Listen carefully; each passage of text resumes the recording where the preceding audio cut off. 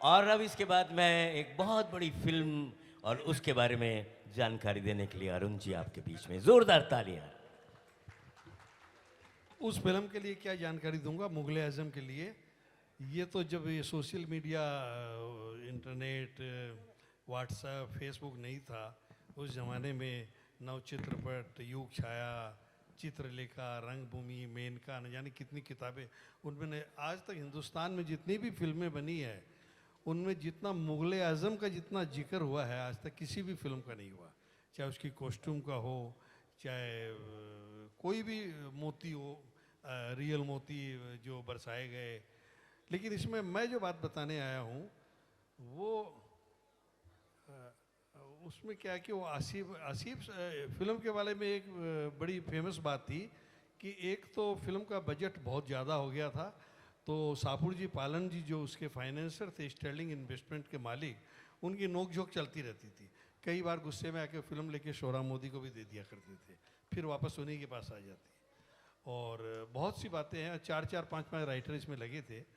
तो मुझे एक बात बताई उनकी बेगम अख्तर जी ने, चौथी शादी की थी दिलीप साहब की छोटी बहन के साथ। और मेरा जैसे भी उनसे परिचय हुआ बॉम्बे में, और अक्सर कभी कभी जाया करता था मैं उनके पास, तो उन्होंने मुझे एक बात बताई कि इस फिल्म में एक ऐसा सीन है जिसके अंदर जो ओके हो चुका था और फिर उसके बाद उन्होंने दोबारा उसका रीटेक किया।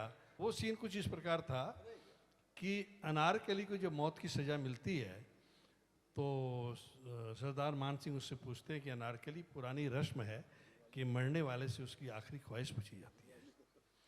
अनारकली कहती है कि मेरी ख्वाहिश को पूरा करना जिले इलाही के इख्तियार में नहीं।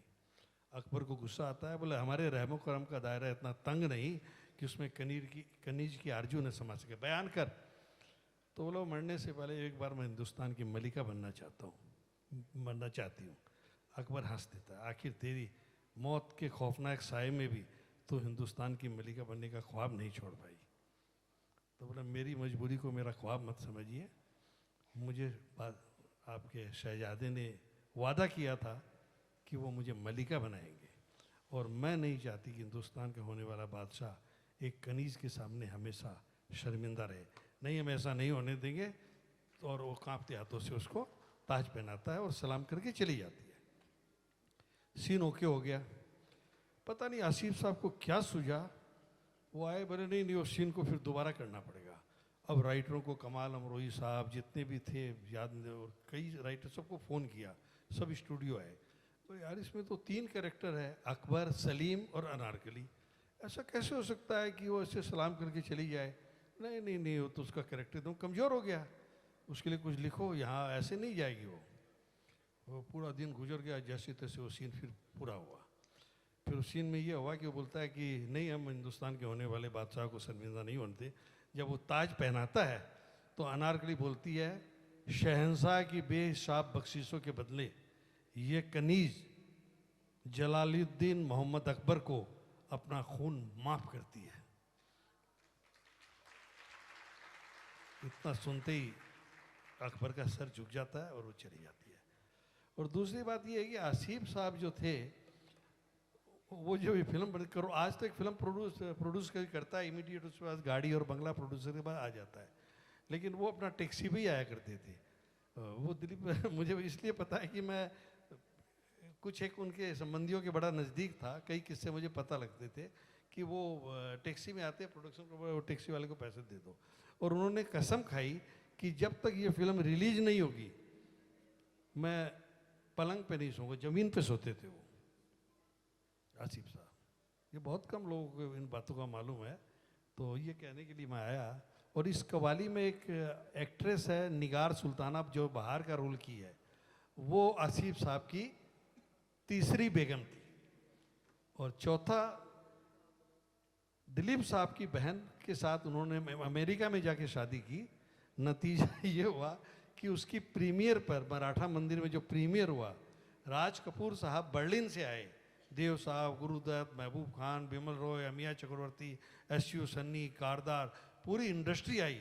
अगर उसमें कोई नहीं आया तो वो था सलीम, यानी कि दिलीप कुमार। Thank you. आइए उस फिल्म का गीत सुनिए, तेरी महफिल में किस्मत आजमा कर हम भी देखेंगे।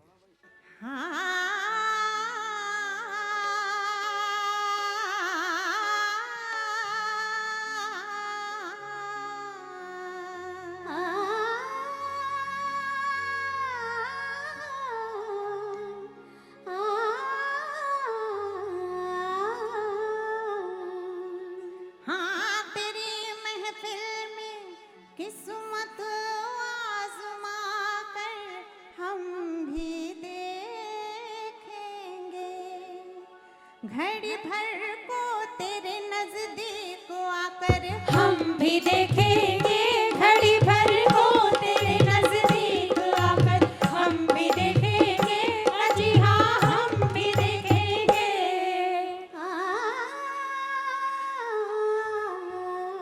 तेरी महफिल में किस्मत आजमा कर हम भी देखेंगे, तेरे कदमों पे सर अपना झुका कर हम भी देखेंगे, तेरे कदमों पे सर अपना झुका कर हम भी देखेंगे, जी हाँ हम भी देखेंगे।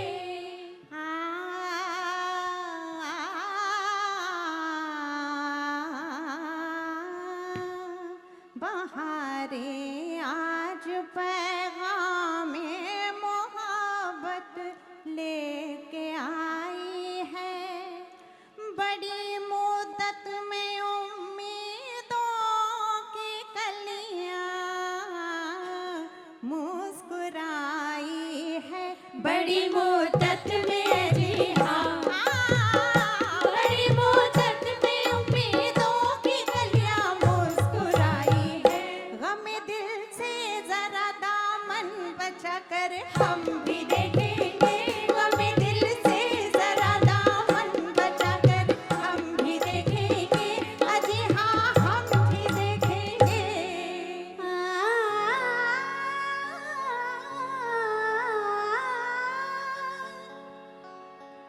अगर दिल गम से खाली हो तो जीने का मजा क्या है, न हो खूने जिगर तो इश्क पीने का मजा क्या है, न हो खूने जिगर ना हो खूने जिगर तो इश्क पीने का मजा क्या है, मोहब्बत में जरा आंसू बहा कर हम भी देखेंगे, मोहब्बत में जरा आंसू बहा कर हम भी देखेंगे, तेरी महफिल में किस्मत आजमा कर हम भी देखेंगे, जी हाँ हम भी देखेंगे।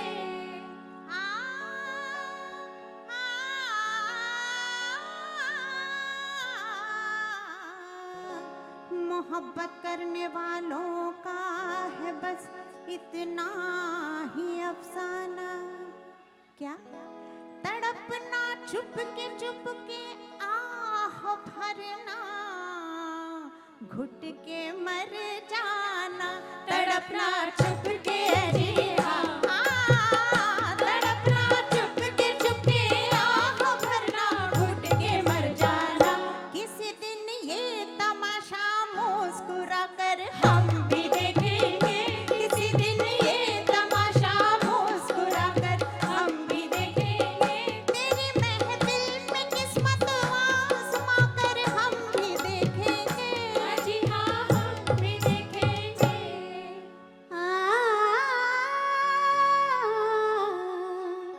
मोहब्बत हमने माना जिंदगी बर्बाद करती है, ये क्या कम है कि मर जाने पे दुनिया याद करती है, ये क्या कम है